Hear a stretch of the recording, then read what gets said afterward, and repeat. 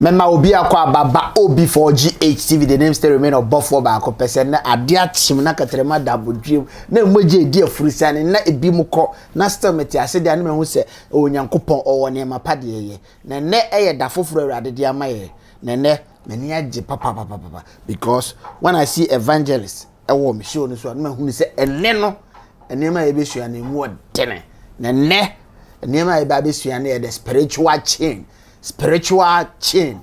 Now before you best starting in and mama welcome and guest evangelist as you can sorry evangelist shadow for papa yeah echia before a tifo ni ahwefo nyina na yemfa dwumadi enhye osoro nyakopon nsa odom fo no mobro hu fo ye da wose e wa konya wo de amaye e wa papa be fa ye mu e fa ye adwuma e bo man ga na wiase nyina na nimonyam hye enya wo de amen What you had for? Me chia OB4GH TV ahwefo na atiefo nyina na me chia me ankasa me papa Reverend Elvis Kofi Owusu o House of Faith Atonsu Central me chia obi biara odomi na obi biara nso wo me ho adwempa nyamishra obi ade another topic na e be tackle no say when I see the man of God in my midst and I say the topic na e be fa na very educative e be boa na boa me nti OB4GH TV enye place aye di agro onye se bia yense hu we are a Christian dominated channel. The topic for today is spiritual chain. Spiritual chain. Ubebusam say what is spiritual chain? Me nka ho hwe. Evangelist anti no ha. Nti obebiebiem na de ekire wadwene bia no. Wanyam. Evangelist, spiritual chain. Obeka spiritual chain kra. What is spiritual chain? Okay.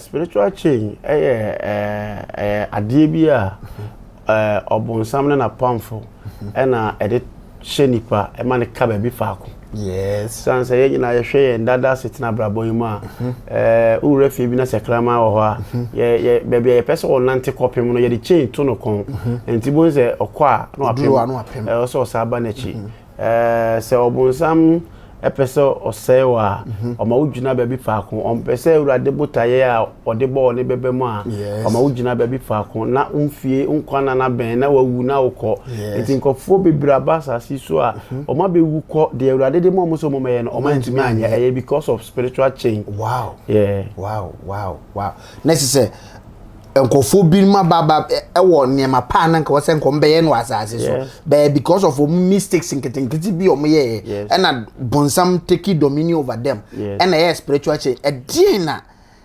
obi ebe show am obi an say nipa we there is under spiritual change. Okay, de bia ye bompaye yes ese obonefo ni nyuma because Bible say ye nyai pai boda but and no ya boss spiritual but person twe ya adwene de ba physical because obonefo no oye ne nyuma nyina wo honhum na a manifest afankofo bi mu and this spiritual chain so de to wo honhum na se be ya adwuma ofankofo bi so na mana ya adwuma si pese awrade si mentwe ni pa adwene mrasa no ma no so na yentumi nyi ehun frinkofo bi nchen se ne ye be ya yebetimi ade ye ho na botaye nti ode ye ba asase so no yetumi aye na botaye so ode ba asase so yetimi aye na botaye ade ba asase so ebede ya twen ho afiri spiritual chain because obi be kan menena hoyi mi medidi ma sorry makọ menena mfa kodi agoro masabeda ebede me hu se me I am under spiritual chain.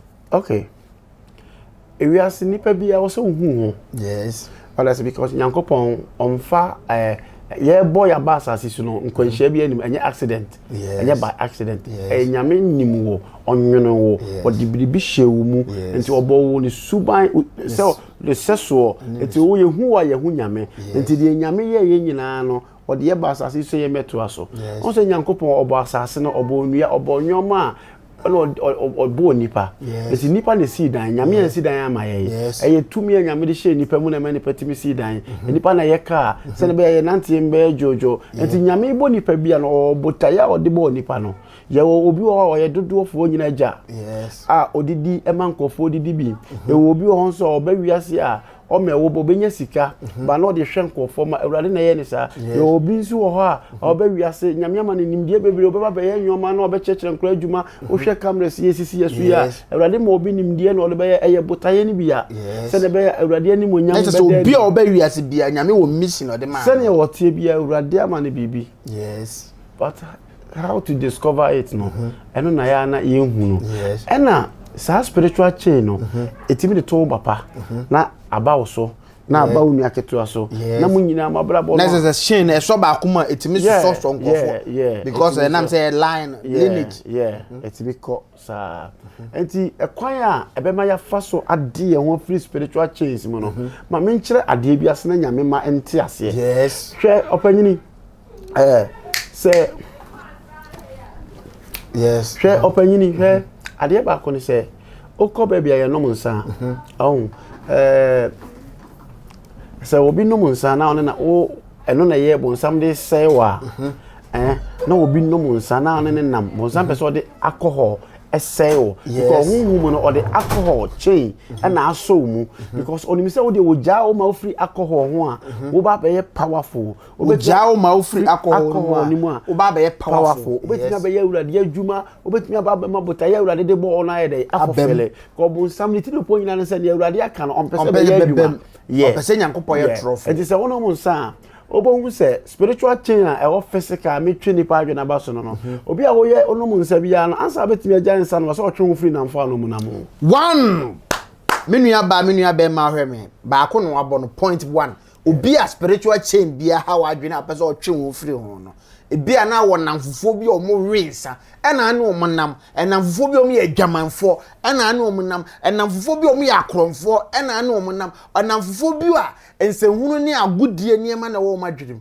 sɛ wa antwe ho amfiri saa nkɔfo no a ɛne nya spiritual ɛnya spirit way o physically no o mo be chain ho ama wo ntimi ntwe ho amfiri the spiritual chain na wo do ho awura mu no sɛ divinity without humanity bibi antimi nkoso asasi so and say bibi be si ohunhum a eda ne ho adi o physical na physical no say nipa no akosha ne dem no akanche say o de nsagra wa si wiem ana won so do ho akobo asofo ebe de wakono nsa wow bacho what ya say ye de nsagra wa si wiem o so sore ani asofo ne nam do ni asofo nam no be de wakono nsa ba se nkofo na no mo no nsa dada no ablebi ada so no mo nam a o mbeto amwa no nti o mo na be chain no in the physical yes o mo be chain in the physical o mo bo abonsa na adwuma no abem nti o mo na be chain because on na be fresh jo yes ahead o yankonkon no nsa hey big man yes ahead o yankonkon no nsa yanko yes live band bia ba yanko nti o mo no chain so e de chechire wa ewiawo na ye o so wa hoodene on se kraman se atu ni chain a obi ewura ofie ho no ma aggressive oponu obeso konipa no so but atu ni chain bia ske wonyina na ho na ogina enti abele bia bon se wonnom nsa no wono na fofo na mo ma be wonnom nsa na o ya aggressive o ma be chain ama no wono mu na be na be enjoy life but wonu se na wo life no but I na awurade de ma on kwane draining nyina no na but I no so ye waste wow yeah wo baby o so a spiritual chain no say ye de adwaman na ato no so yes but enna mawurade honhom ati ni munti no ono ankasa ontimi nya kire obi encourage no enti na mfofo o matwa ne ho ahia no o mo na be ye chain no spiritual no de ye de adwaman na ato no so enti o mo so na be ye chain no mo pian physical ne o mo na de ne ko ma mi bie ha ma me nuan mo mo hwe no ye wona mfofo bi o ha physically ye spiritually ye de adwaman honhom adwalo aduawo but physically room more adwaman no but ye wonamfo bi abonsam betima pia saa namfo na ba wakwam ama afi de adwaman honhom no manifest because omo na ebe pia to boys girls girls we do omo skill boys we do we say na afi de o ye de bonsam pe no ho na evangelist baby e wodru no yeah because I and spiritual chains ye break spiritual chain ye break spiritual curse sa nyama ni nyina obebo mpaye wonwie ba me ka se me se wonko nyankopon kura e ma wadoma chede na uni self discipline a adoma chede na ntimi nya adwuma wow ntimi nya adwuma because wonkonkon be kasa akiro ba obedi wa honim ho obedi wa tenka achi untimi untie wonkonkon asem enti omo matwa ho ahia no a omo bo adwaman a omo ye bibia no omo na spiritual chain because omo na ekoba ono otimi kokora bre obema ne bi enti omo twa ho ahia odwene kwa so pese ujai saade na omo be sa atwe awuram enti o se bie gab ema omo what you say omo ye spiritual chain because chain there ye the tower ugina faako ntimi nko de omo no eno na awom yes na se namfofo one funny thing I was anyoma we hu no say say spiritual chain no ye the tower na wo honhom a and obetimi aye adwuma anya ska wasase yes obetimi aware obetimi awoba nti ana nkofo bebre nim se me nafofo betwa me ho ahia no se omutumi fuma me ne nkofo ku mu twempena na se me bo adwame a menya income nti no then me ni under curse. You are under curse because untimi mpofele at the cronti awurade de oba no wo adwene da wo adwene mi se ene ba ye pe awurade amambi me rensa so awurade amam sika me rensa me hoto me nyare nkofo a mu konyinya accident wi mi wu enti me de am no nyame domi o me de nyame domi he upon me ye nyina na awurade domi odo opese wo sesa nemom physically no you are under spiritual chamber one kasa no wa dum wa adwene no enti wo hunu until so wo be hunu sa de na me ye no ene nyankopon nyame mpesa de is against the ethics of Christ. Obenya problem. Oh, yeah, and uncofo bi so asane o e de o ma o. Yes. Abrabom. There you That's o my abrabom police funded, yeah. Omo be kan share because onim sankofo na so no wo ye obi a o hyase o wins and on e dom na ewe. Oba wia bo sambo ta yenya ba mu wia afi okom ncha no mo pamo no. What I say, oh my wie. Wow, wow. Let's say akorensafo bebrebe no ma rinsa trope. Ah, my basa no mo ko nipa ho no mo pamo mo. Omo start abrabo no foforo no.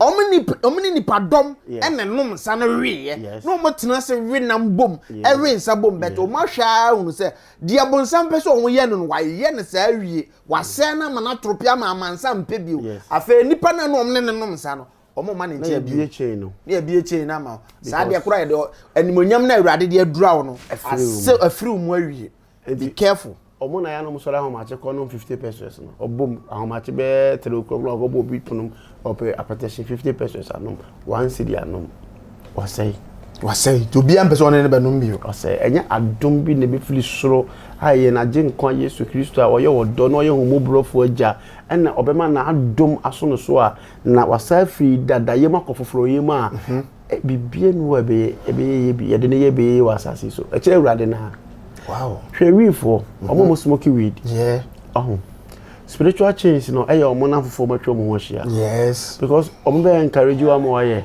omo wi ana omo twa ho hia omo twa ho hia no no wo hye omo no wo hye okoto a obefre uni sika kro bekoto uwi obeto adwane ama wadi nti afi na chain no omo de akyekyere o ti abre bia mo contact yo boy yenko ye ene spiritual chain I was say nipa nya sa adwene no minim se wo hwe no ba bia reverend nam wo hunu wo nam fofo bi omo de sa ehuru kade ne ye fa me petwi am de be like two no ne gangster ne ma start here and now we hear mo hu bio spiritual chain no ekwachichire wo mu ebi di wo mu nkodwon wi onum wi num wi na ama ene or the prison ebi di no nkodwon wi onum wi na ama ya tutura se ma obi akotwitwa na mnawu obi di no nkodwon wi onum wi na ama ne na bra ba ase the people na omo nam na no omo num wi na no ene oba ho so obepe wi na no ma omo ma ne num bi because the omo person wo ye no wa ye wi. Be careful with friends. Be careful. And you always say asofo no bebre stubborn yankopon dem ko wiase mo hu nyoma bi nti oba the nafofo no mo ye no try so best sound na say wa man kwan na you free na kwan you na free make new friends yes because ene na bebo no amabota ye na urade de ne ba asasi so ye de abem and say wa hu sa nyoma we say na o friends ebe ye chain amount untimi free wabra boboni nim enko abra bofofrom yes ye hwe bible quotation yes ene reverend ha still not before GHTV me catch you say had the example ene mapanko an ye no ha Isaiah 52 yes Isaiah 52 verse 2 yeah pacho bi wa say ne hwe Isaiah me etwi brofo Isaiah 52 me ba nuano mo fa nchame na bese Bible no emu bie no ene madam fu be na kan wa say awurade okobie Bible makọ cast demon na afa afon ukobie at that time ukobie na cast demon na fon na freeze or the hepunu na freeze Isaiah 52 verse 2 verse number 2 verse 2 I say shake off that shake thyself from the dust. Shake thyself from the dust. Okay. Arise and sit down. Okay. O Jerusalem, lose thyself from the band of thy neck Okay. of cavity of my daughters of Zion. Okay. Also, okay. So okay, kind. Also kind. Eradi Shroud, Papa. Oh, asema Kristo, Eradi asem nam odifo Isaiah so edema ne ma. Yes. Oh, say yemfa embra yen dada setenemu. Emfuturum no se on sorry free. What you say?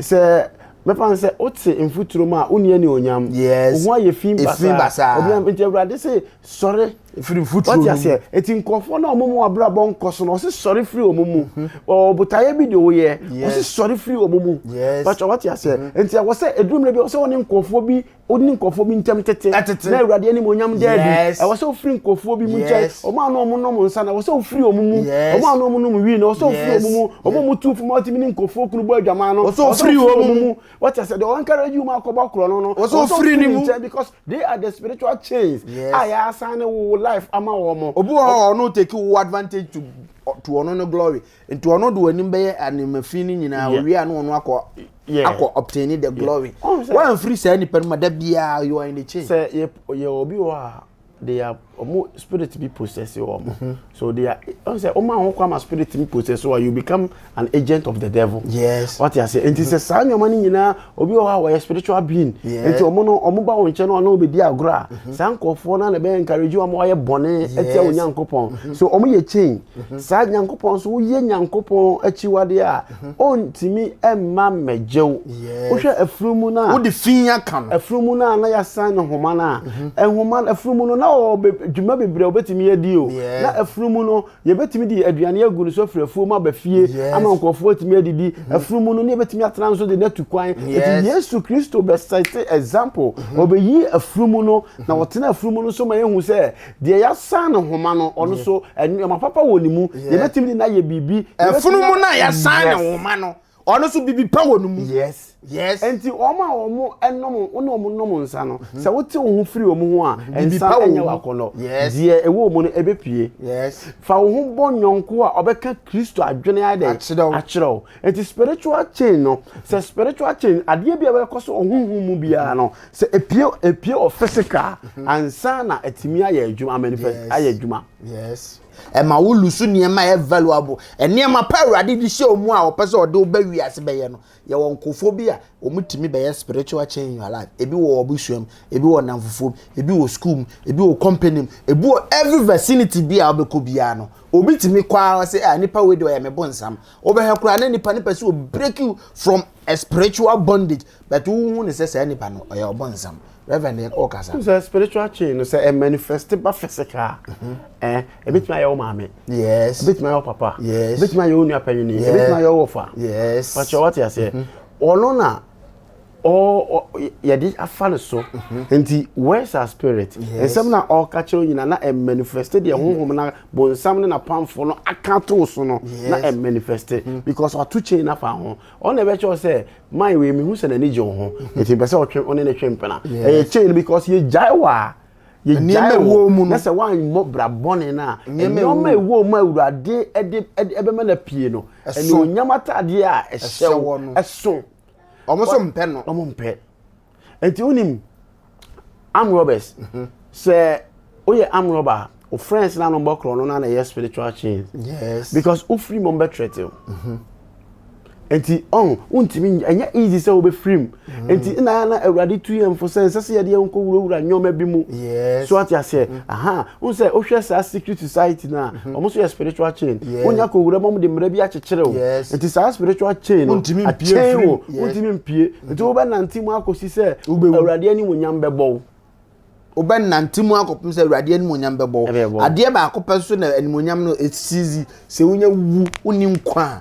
Nyankopon ni bibia no ka bio obone obuku no asizi o ti asene keterema da abodwem de a o wadwen sachira obetima sachira but unya wudi asa o face judgment the person ni party asese bonsam ontimi mfiri abon ne honhom mma me chime me nhye mu ha 1 month na mom obetimi di afa nipa so ama ya chime ya hyede mu ha 1 month enti ansa bonsam nyuma ye be daadi no e daadi fa nipa mu enti nipa biara one wonam no hwe ne kasa afuto be no de ma wo e de na o kasa koye enti se woni no ya ade bi na sa ade no emwa wo da achi a e wo se wo twu free nipa no because a nipa na ye chain no Pacho what you say? Go how ne nante almost a success bia bia no break from your life.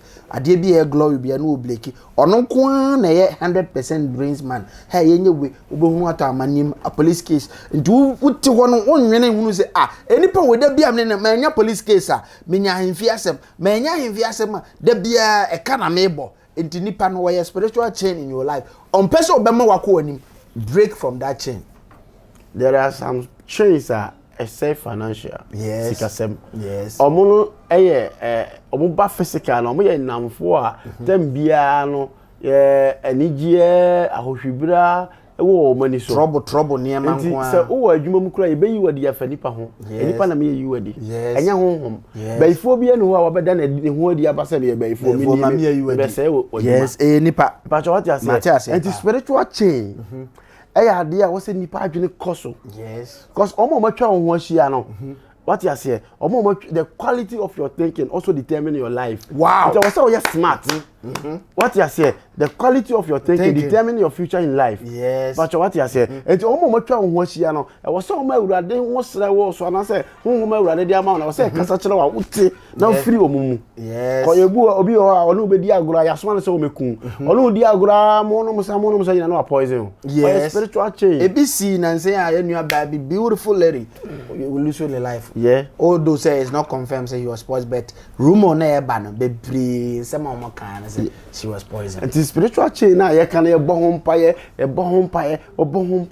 ete say adwuma so obo adwuma ho mpaye no wantu ana ma wa unya adwuma ete obo spiritual chain so ho mpaye who break it e was say wo twu ho free nkofo na no monam na ho what I say ye obi nso wo a men kan in this way so obi wo ho so wo yi ni wo free namfo nyina ho and so still na or struggle and normal or how be edan so and no de aya na e fie bloodline sometimes to de o ma me no papa be ye etimi ko so ade de to so o shebre so e ma obe family it spiritual chain no and no crampo no se wo hu nkofo bi a omunim awurade na do ho na e bo wo ma awurade be danyo ma dia fa wo ama wo Madam been a cancer was when you work with 3 wise people, 2 wise people, you become the 3rd wise person. Yes. When you work with 3 rich people, you become 2 rich people, you become the 3rd rich person. Yes. When you work with 3 wise people, automatically you become a wise person. That's only sebi akohwifo enkwasiafo omomunim nyansa nantia automatically you become the worst person on earth. For me example, evangelist say enam say my life is based on Christianity. Me namfufo nyina ya sofo. Oh yeah, evangelist, prophet Nyankaja, prophet Dr. David Cheme, Apostle Ko. Who say the people around me, Apostle Louis Abwa, the evangelist, all the people around me nyina men of God. So itself, yes. Anganjansi ngotana se wen sam. David. Bese me kofa enamfufo ma bobo badam a omo wibi, omo pema, eye niema basa automatically I will imitate what they are doing. And no na me nua no kire wo say the kind of friends you pick also determine your future. Yes. A spiritual change, but eteni ba physical na e biti nipa. Yes. Pacho what you say? Yes. Et say Ghana for obi tech na osuade a we engineer, ba o wi school onye engineer. Osuade o engineer, ba o wi school onye engineer. Obi akotech. What is school more engineer? What is school more engineer? You be more mama. Oh, now okosua engineering na uwie na say o engineer o master why your masters in area. Na ontimi mfanya ade bia, ontimi implement bia. To pick cry, ontimi nya bia. O craft China. Yeah. The same book na yesua wa ha no, yesua bi o UK, but UK ni be wie no bo se ono so aye bibia ba. Yes. So what you say ba ye wi a ye timi nya wi school no mo timi nya. Na say sua theory no practicals ne ya. Enti paibo na ye bo no. a theory. Yes. A spiritual thing. Yes. It we be manifest physical. Yeah, no manifest no won gyina also. Yes. It is obo mpa say everade me break spiritual chains. Yes. Chain bi aka ma bra bo ahye. Chain bi ma mintimi nkom anim. Chain bi ese madwuma. Everade me break na obo sampa ni nyina wi a. Osoro de o kan ye na wasom. It na o twen. Or try say wo be bibi afa ho. And I can say divinity without humanity. Bibi biara no betima ye wasa. Asama evangelist say kan ni o. Awurade ma madwuma. Wo so sori awada. Awurade bie kwama me adwuma da ho. Wote wa wani aha. Mintime nye mabre. Adwuma we kura de mfa mankura. We de enyi ni sei. Ebeye de ne nyankopon ntoma na magu fom o.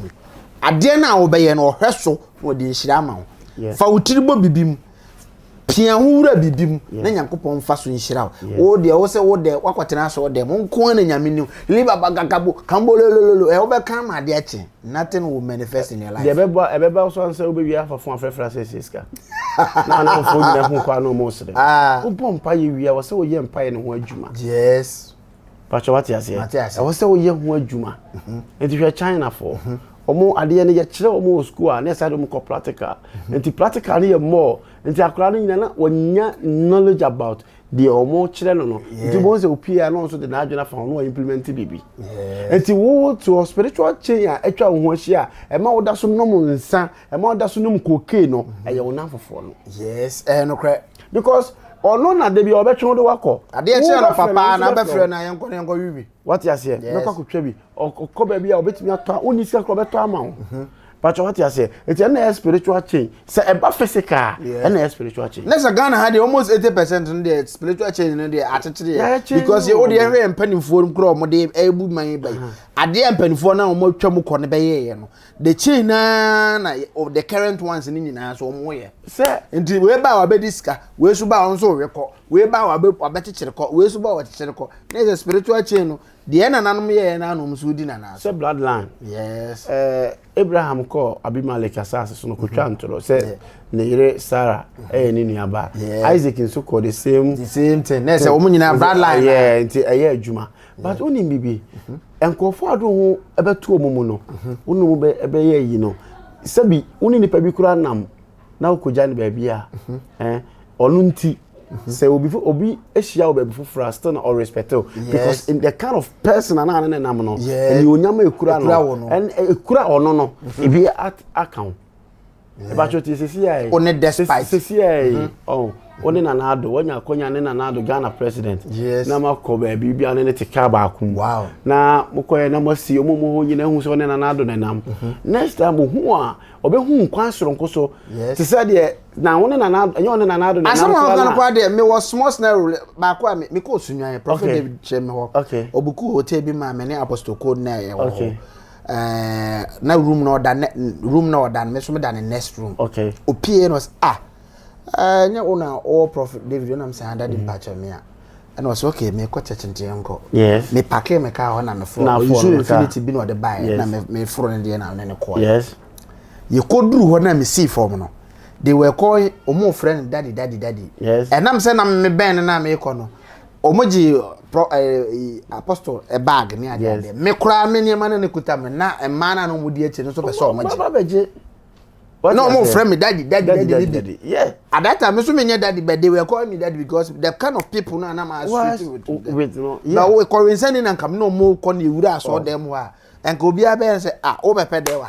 Etina asante fom pen for se kire onyon ko na me kire usuban enti pese nyankopon pese ofa me so ema nipa nyante ase se ade na ye bo ho mpa ye ko ye fasting wo hunhum no na still eda so te ye so no ye abrabo masem na meka chenya ema unim ade ba ko be nipa ya pa ne se obewu be ko heaven na urade be kire otumi a ode hye mu.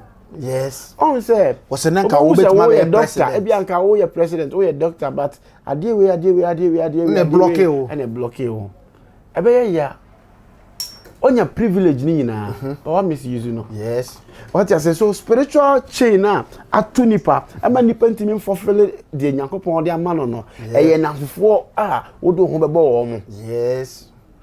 o ye sofo o spiritual chain say obi betimi abeka cho say o konfo bi wo ho wa ben enti chain no so no edo onya kwaje edo ni pe chain na twa ho hia what you say unko wanim because say wo ye sofo o kwa ho hia mu adamfo sofo bi ka onya medwuma no kwa wo strategy no wonya ade ye kira strategy na ye bo no say bra na ye fa nwura procedures ni nko uko wura mu pe e follow mu procedure ni bia chain na na de aso automatically wontimi nya de awurade pe bio obeye niema for limitation because baby a wo so okopem no wo chain be twensa ba wachi ti enye very careful baby a chain na se chain no etimi chi asori fie baby a chain etimi chi echipa wow hwe asori dem obi betimi abese oba pe wa ka kire na danfo na asori dem na bre ya bese mi pe o se mi pe kwa nka se study e woni enware o person me boy dwama na danfo betimi aka kire ni se urade hu ntini mu a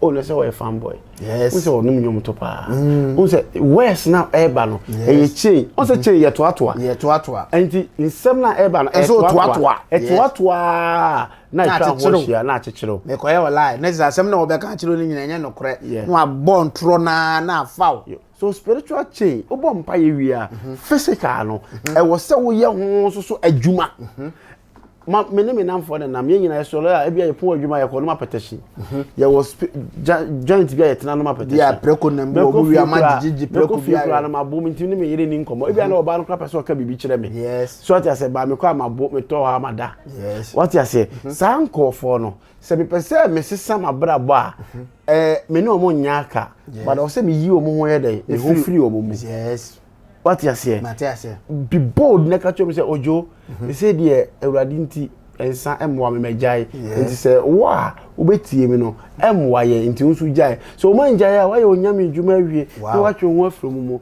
nti say ukọ wa sori ana akọ adwuma na apon a obe hyefi a 20 cedi na lumle bi albe kwakọ no nsa no o de tu ba bi a ebe ma ebe pejao nti na wa free level baako on say sana ewrade lifting it power ni wa free baako na komienu sikani de obenyo ba ne pobo no na edene sikani de obenyo na ne pobo no enti se wonti bo amana gina no wonti mi mo pa de bia bo nse wo bre because say 50 cedi na de no mo nsa na dwo no apete se ka bo mu amantanga we sika wa to abu enti wa bra bo nko de nim yes enti spiritual chain na to financial normal oye I was say check it yes what you say I was check it enti sanyoma ni nyina ya de a obonsam ehomegu mfremem a na afa nipa so na be ye adwuma wo abrabom yes o hwe wifo menka so bi num wi a onye nipa na mom yetu mufo se mfata Kristo enya de nyame ne ye o nyame ba na se mfata se nipa nyame abo no suba na ne se so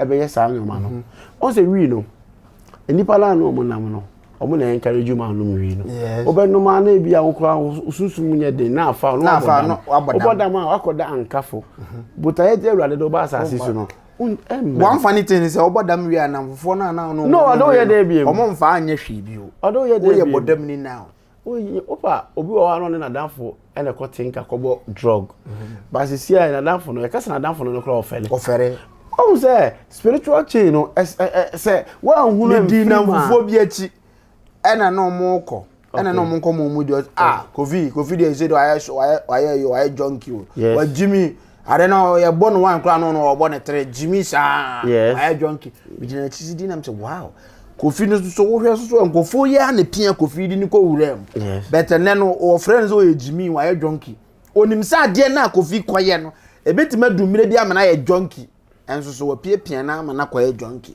owie wo yi kofi ama to be very careful the kind of people you work with sensible people, work with people you believe said they believe in the Most High God. Don't work with anybody because the kind of people you work with determine your future.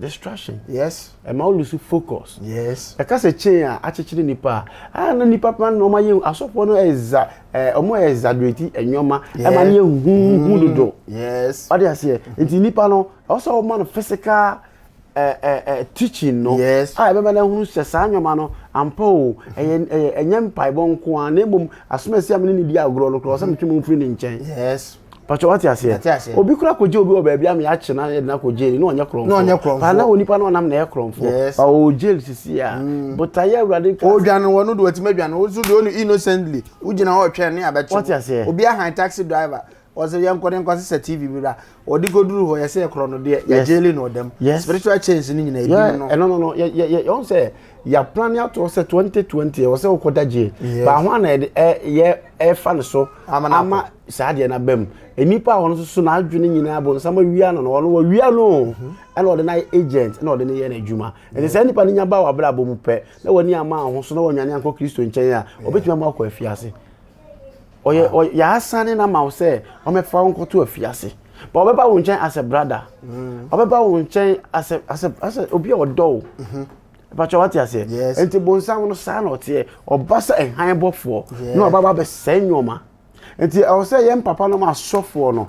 We sremo papa no e was say yen sa spiritual na ye ka kire wo no nyina no e ma ye de hu hye wo mu ye no mo bompa ye spiritual ni wi a ye fa mra physical ye nkire mo kwan a ye besi no mana no. Enye ni nyina na ya na ye mpa bonko a.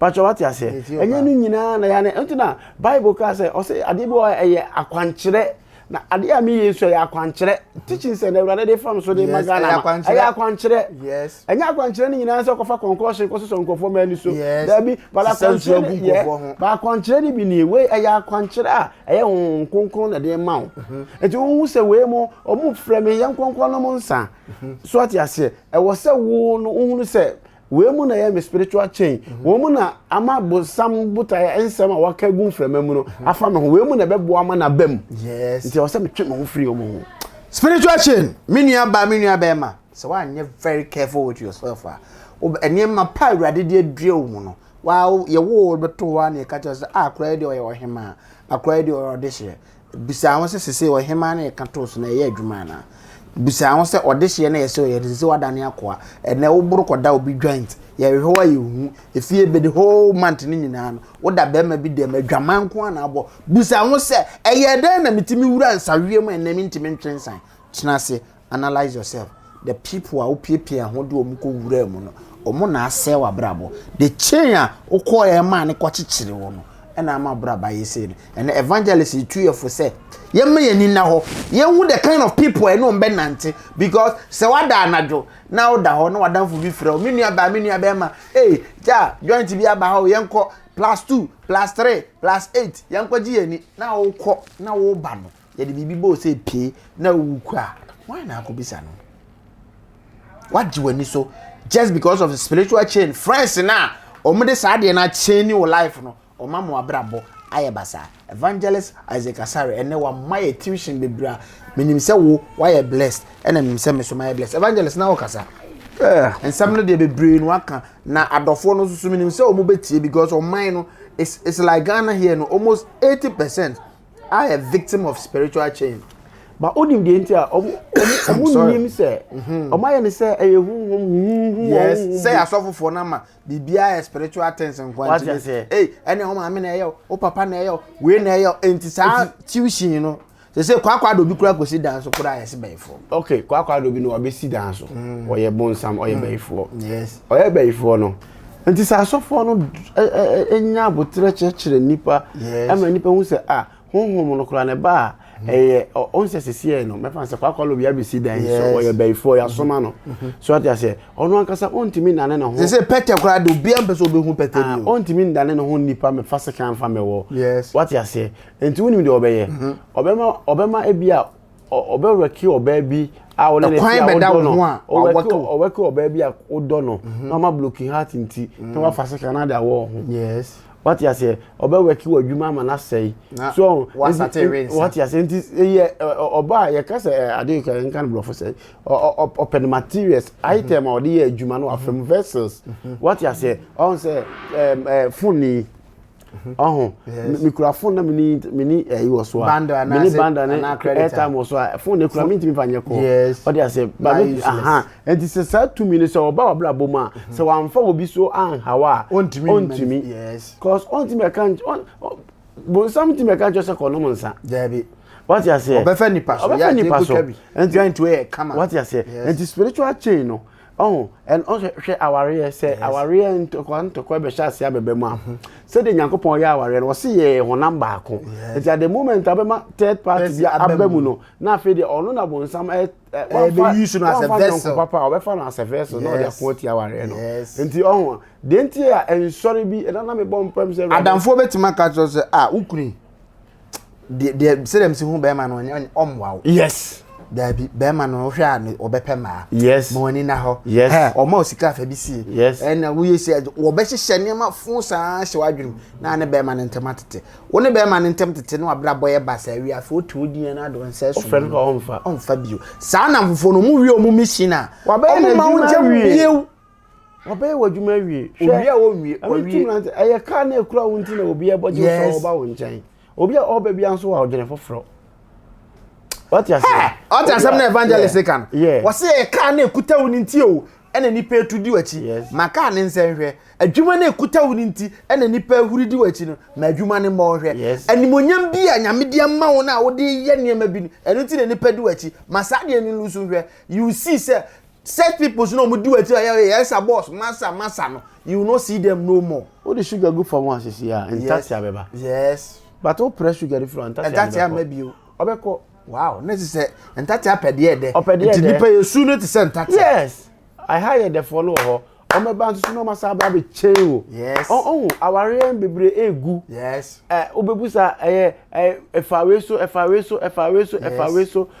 eye chain a enipa ankasa na ye chain nti na Bible kasim say enipa fiefo ne tamfo yes because minimodephobia will make life just with a twinkling of an eye or make life fast speed but people be chaining you know afa no de adwaman sem ewura na brabom de masem the only thing on betim they drag ya be nipa na say ye hunu ge bi no ho fe because man hunu say woni jema ho na ye de oba na ma no na wonya adom woni pa nanim na wo ha no unim say satam de nipa we de me frɛ na o ma me ge o boa o sell the people na o mo betimi ama wo life aye good no ohunu say nipa na say o be reject o mu because onim say ebi a evangelist de oba be preach me but obofo de oba me nchen a obre me ge ama me ma sokode ama me ho afili enti evangelist obeye dedi manenko ma obofo mla wani baba ho so no ma chenu na nie ma nyame animonyam awurade de ama no no lulusu ni nyina ye chewa obeye addicted because baby I want to know now wow obeye addicted to your problems ye chewa on say de ahoma evangelist asen no bibio ye de ahoma so obi kon ukwa level na homa ne tenten duru no hwa na eduru nti echenwa obeye addicted to adekro no sensa na awe a obeye addicted to nsa no e ma na apa obeye addicted to ma se wi na wonuma obeye addicted evangelist bi emu yenko a so sa de no nti enanfofo no omo na bonsam ana se osefo no fa omo so esei nti tambia no na wahwe ohu ye omo matwa ho ahia na wahwe omo hu ye what you say Ghana man panyini aya de bi omo na opposition for say family and friends yes onim bibi niya yenyenim niya koso so be wi asika mpo a wa amfane hu nipa nsisi wono ma enye because obi betin to obi be leak information yes what you say the security crowd will not be secure no chain or dey atwa ne ho ahia say dey be an information empty abontin but or dey abontin su ni be ya information be pia abontin it is example na me dey make it is spiritual chain no etwa ho hia yes eno na dey ohun semko yes ene dey onim guase ekọ ene dey ofombo eba what you say because etwa ho hia onomunsa na o say onomunsa kwa na bo bi fre wadwuma ha ntimi koye yes what you say enso say na ulusu dignity efedi off na efedi afi no ayekorinse ni on obi a wa hyensa no ma say efe no korinse ni da bi wan obi o rin san foforo efe no korinse ni da utwa tutot na re club ne yi na de ye mfro korinse ni but o start o tropia afi de o kwa ne pontew entropy ansa no ajansa nanom enkowi man ma anwonye basansa ne yakaza se akwa wo edwamanfo oba enkotata nkofo kunu ho nye nim guase nwie emetranse se afedie masachira wo ye dan a sa di ne tai wo slay queen no eno asesa no slay queen no entwen kan se Nyankopɔ de ofa de apro atete ase na oye ni ye enti me jimia last minute ma sesa ma de na wuwo me so enti asofo ena wo se omo ambassador for Christ was also omo na kire sa anyoma no yes because oni ne boya ho no mo kire sa anyoma o kire we a how no be free so easy yes nti o ma me ba for so that ma metoto anonte oyo 5 million say fa ko gubu chiem fa ko gugu mu fichire fa ko gugu nsuo mu dwale da bi nyoma bi cheche nipa no se o mu nyina na ne why no na fofo ba cho yeah see ensan na say me ba no oba no fa ne bre me yes wo de ne betena me nim a bebusa oba no say hemfo no na fofo yes hemfo na no mo ko no mo nsa ye tracy route no yes what you say now into no say dua e be wo wani no ye tu ase ye ntwa so yes what you say ye tracy route no no waka kire o mo say maame omo a oba ne de omo abo omo no emwa oba no ebekoso amana no mo nsa no enti ontwe ne ho emfiri sankofo ne ho uwi ansa na wabɔ mpaye e the spiritual embargo atuso se ne be ya omo ntimi emba yes ye ade ni bi ne Nyankopɔn ye bi ebra osikani ni wi na Lazarus wi ye no there was ayi bi amena bi a ne da omo ntem vast vacuum da amena da omo what you say yes osikani ni ntimi baba bia Lazarus ewo no enti saa nete ewo se ye this saa don etunkofo bi ntem na omo ntimi ama ya brabom so omo ba ya brabom pe enoma awurade de ma ese ye meye wontimi nye nyame ba se nka abe ye odifo kese pa ba adamfo bi nti wontimi nye nyame ka se wo ba wiase abe ye odifo ababe wo nti nipa bebrebe mpempema bedi enamfo ba akopɛ bi a okofa ne de ma wa brabom nti wa ma onimu nyam na asɛi ba bia nka okwa ye pagya wo ekron no ene uduru wa na ye pamo because of friends yes to be very careful also me da bia me use the word friend spiritual chain na ekoni nyina no bounce back to friends because when your madam for me no na nte what you say yes o bo brabo bia se me nimu brabo me nimu nyoma ekoso enti I was say no me boy you trace me hu ade na say music asem say ade na wo ye yes what you say ade na wo ye o tuto nyoma basa ya obi o ane dia bonsam da ye no no ka de obi ale ba ne nchen yes ba wona ma bonsam ehunu ade bia obi hu bia ope o tibi de betu voice na me ka de ameto ye dey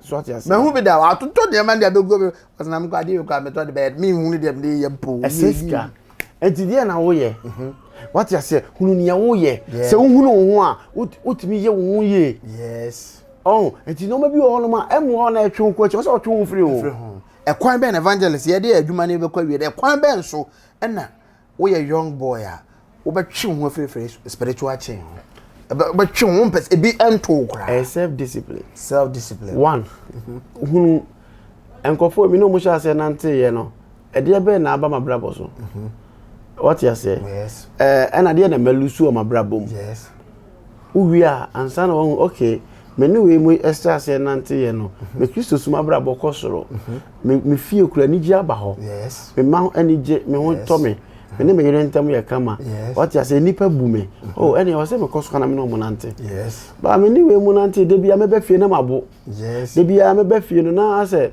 me manum wi de bia be fie no ni akobokro no bi decline de bia o ba enkofu am no mo fa o mo na mfu me di o ma ti dey enjoying life but as a men ko am decline they are taking your grace to decline you into twon free o mo se sa ankofo no so no enne namfo bebre o ha ohu a ono obe nante nyina na ni inside inna him no ondo yes ya sign wa ma wo mo eni nti obi kura fa no to so pese oku a ono no oye gateway yes on say Judas no ne Yesu ne nam ba na kuma ni Yesu ho ono na adwene ene ne bibia wo sika no so enti bonsa hu say okay se me fa we say so a obetimi ama manya Kristo na makuno what you say enti of Judas obey Yesu no ye chen a oni Yesu nam ba na nyame onim ahyase eni awieye na bonsam kura onim se oku Kristo ama me ma benya fa ahudi anka wanye akonkuno na bonsam nim se okum Kristo amon enipa benya fa ahudi anka wanye na onim say or say evangelist abrabo ama ono abenya fa hodi anko anye na onim say o pam obofo ama obofo abede ne ho a enko anye konye ade bi wo ha mistake bi wo esi e wa abrabo ma e your glory but ya nada bia ne nipa esu on say ade we say nipa beti ase ya on say nipa bi wa on ne nam ofi say woni da so nyina no yes but ade person opam ofri ni nchen a otimi ma confusion kitua bi nipa na prim na koma o say mpe wani mu kura bio obo say okoya enam say ono oya source of income only hobby mti you will try to do something yes na feel be ya fe na so obey self discipline manner wan kasa wonya income direct. Yes. Eti nyankopon o kire sa anwoma no o say esum ni han ni twaka eti firi sum ni na bra han nim. Yes. What you say? Firi sum ni na bra han nim. Yes. But it's simple. What you say? Esum ye kasa. Yes. Esum ye nipa brabo. Yes. Esum ye nipa su. Yes. Enti firi mu. Yes. Na ko nipa o kasa light kanea. Yes, kanea. What you say? Nipa o kanea. Yes. O kan kuransesem. Kuransesem no na kanea. O motivate o spirit. O wanim. O ma hunu de ye ene de enye. O twe ofiri bone ho. Enye yenko no wi, yenko rensa, yenko bro, yenko pegewe, we de yenko twinini, we de o strategy bi, yenko bu ni mfaso. That spends ni nyina no. Consequence wo ho. Enti eno na say abrabo. Yes. Etwe nipa ma nyankopon botaye e wo ma nipa entimi mem. Yes. What you say? Wo hwe abrofo a bebre obadwuma ye omonamfofo. What you say? Bebre ni yire na ye na damfo. Yes. So ade bi omo ye bia no discipline wo. Enti they will prosper. Yes. And they will continue to prosper. Say, why didn't you call me? What you say? You should have called me before coming here. Yeah. They will continue. Maybe before no sasa no oba. Onim say keneke wo fie nto oba. It is a spiritual chain no e ma wo anim. What you say? Adamfo bi a stepping stone. A wo gina no so a wo anim. Yes. Ana adamfo bi nso so ya amana. A wo utom wo anim. Nti wo fa adamfo na adamfo no wo tena se ya analysis wo abrabom se enipa oba ma akwam income dodo se ne manya free no and a losses dodo se ne manya free no se losses no ye more than the income na say improvement ani se o tiko wachi. Yes, losses and improvement. Yes. Nti wo no se enipa we ba na akwam wo de mawura mapim mabra bot san. Yes. Mi hunu mfaso bi amenya free no da bia me de kakra na ase mi hunu say me spend this free no of he or she is of no use to you. Yes. Just stay away. Now let me say ya obi o ho ya assign ne ma. Yes. Say ne be ya me botaye ntime me wife on lady bi call Calvary Methodist. Yes. And almost I could share the same excess. Na my wife or you be na onimade pa. Yes. Na come so ade nyina say opeso ye nurse. Yes. But I could share na damfo no.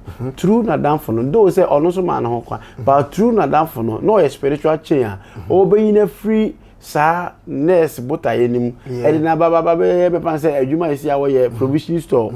Wa limited no. Yes, because all my dreams in freeness and what you say? Yes. I can say dream and come be on any day or encouraging him and journey free school mu e call that be ma ho e ba me ho. What you say? Enti afei no obewie school no na onyem. Enti wanya ni gie ni ahokeka fa ntwero exams ni yie. So what you say? Omu wie school no so say nipa no na ntemate. Ha? Asem esi school mo. Enti obi kura so me yi wadi. Yes. Oya obi o de no be bo ye yi wadi. Na obi hu later abo so no okoso abrabo. Mi share madam fu bi sa me ne no SS. Ye fa na chuku bella. Okay. Me hu no wo ye fa no G run about wo. Okay. Na me nam kwa ho team fifie say ya. Wo the Land Cruiser, Prado Land Cruiser, brand new Robert she ho. Me kwa o sell me ho no.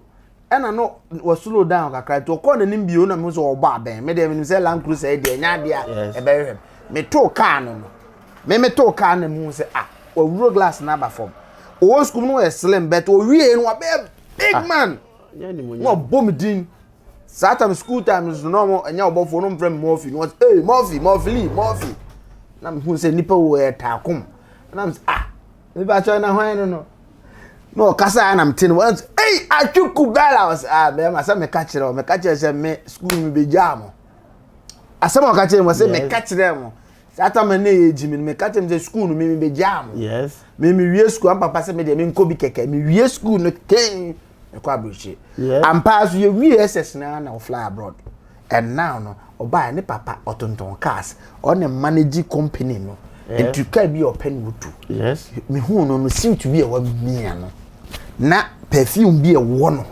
na me so me nam kwa ho fifiri na me ye brilliant sine no wo school yima there school no nyina people were looking up to me so obofo there yes ono na be ye say or be a politician or a big politician or be a doctor or because omu say me ni made but now no ono dan lankurisem enti e wona fufo bi wo ha wo de wo ko bon wo school ma wa dwene ne say wanya adanfo o mo ni age 3 years course owie ye na okọ wo no ne afa na ne abusua ne be ko ahye be very careful memma the spiritual chain no enchechero an evangelist asem na de buy no a prophetic message pa because I've been a victim me hunu bi nti enti na me can with passion say me nua bema and the evangelist asem no de ama no fato abra spiritual chain de me twa to okra yes oba yes bema na ware o na odi me fanse motive macro na o tu de wa betena atonsu yes ebi ana wonnim nkofo mo atonsu nti oba ye no efie ho no do ho abebo wo mo uno mo kura ka kire ukunu nti tambia no na o mo so yodium won beba ho so na chi na chichiro yes o ma na besa ka kire nkofo ma nko se osuban ye yes what you say nti so it said in here a short time temporary bi na on o ma be hia susufo mo ye onyankopon yes what you say because odo homa wo mo a na o betimi bonsam betimi afo mo so ama bonsam no bota ya ye de abam what you say efie na ofim no yese oba anwale oba anwale ni ntini se wo wale a ekwan e be fa so e be gu awale ye no e na be ma o mo bo hye na bam enti wo mo be no be fa wo so agu awale no nti die na be ya wo so mu awale ni ngu eno an say silence is the key obehwe wanam yi on say wo nipa bi o si mi kunu ayesei o say aye ne bi onye papa o si mi kunu me yira ayesei o say aye ne bi onye papa forgiveness is the spiritual currency ekurawa and left up forgiveness fache spiritual sika in the spiritual realm sika kese and left also obi o sika bia otimi to de ope yes obi otimi de bone che bia we matured otimi de ade bone che no obe matured onyini e wo honhom yes so forgiveness is a money that lifted people in the spiritual realm. It is a check Otumfo, the name of Otumfo in the realm no a spiritual queen.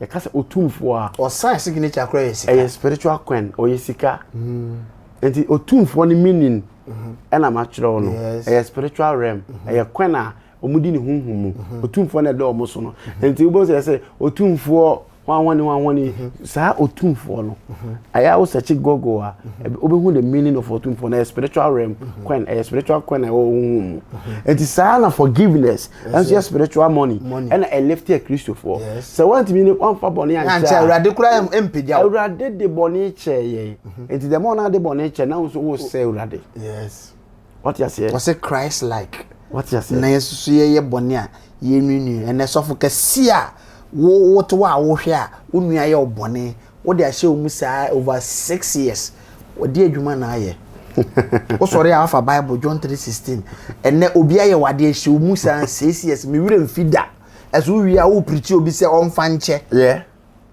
wo susu de da omu 6 years be wo wi wo preach obi se onfa bone saa nyuma ni na block nshira a spiritual change we na ususa ada na nkofo ye nyame adwuma wo nko ade onko anim saa blockage na ebeda wa brabom na e ma nko anim me na mfo bebreti me ka say obofo de was wagimi ye obone anyo ya na am say you don't understand you don't know me so if you know me you see say me we ma de na hye na metima ye dede na ade kyen na afri no no me ma yawo entena me mu nche o say the moment I will be here wade abrebi a wo dwene ho no na e de nwene bebre yes it ade no esi etwem fache no ba wa kwan na abehwe ni yes it is a spiritual chain na free hu spiritual chain no chain bi a tete chain yes Searching ya so mo basa searching ya de to ho nana ho eno a de beto papa ho eno de say wo papa no ensa wan hwe ensa be say ba ensa no e ba cho first day you be the better ensa no yes say ma pe ne say wo papa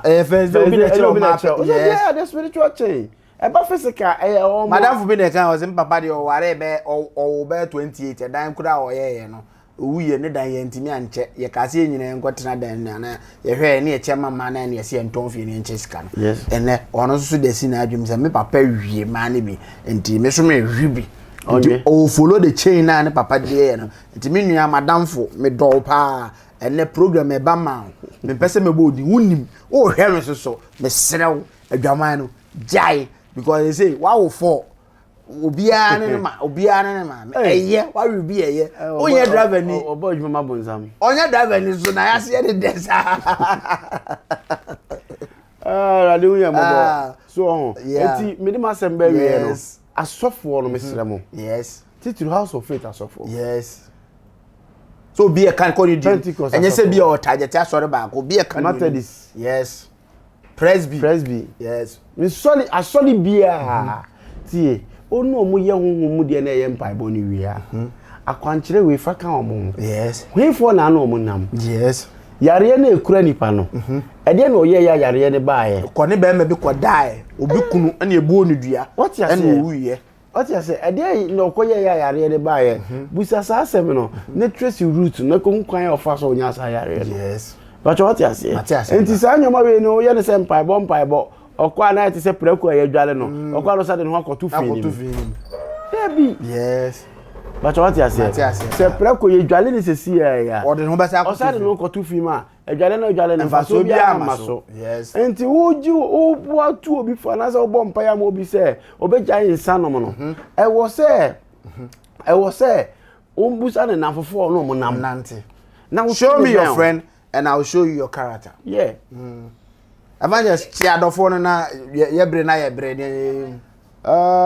me chia obi for G30 for nyina na me chia me ho kani Mrs. Gertrude Asare yes ene me manyina me papa Pascal Blobe me chia me chia Adofo ene Christopher nyina nyame onhire obibi nyame hye obibi evangelist ye kase for 1 minute etu Ghana youth no for asembe na abeka me ka kire obi ase nyansa nyina fe radi mu yes enti obia bebe wiase ne kono nipa epu Kristo opu Kristo wapu nyansa yes but wiase obia yen obia o freedom bebe bia no se bi odane kwasia enti se de ko wiase se obia pese ode ne ho on pese obia pese be kana asem ma ho kwan no bi nka wasem ma ho kwan no bi ntufo eno na be mo be ye nipa titiri ma ho kwan no bi nka wasem ma ho kwan no bi ntufu enye tintintinti enye nko na nyansa wotrim enye nko na aye nipa kase enye nko na aye over robot wo sika na nche se wo wiase nyansa nyina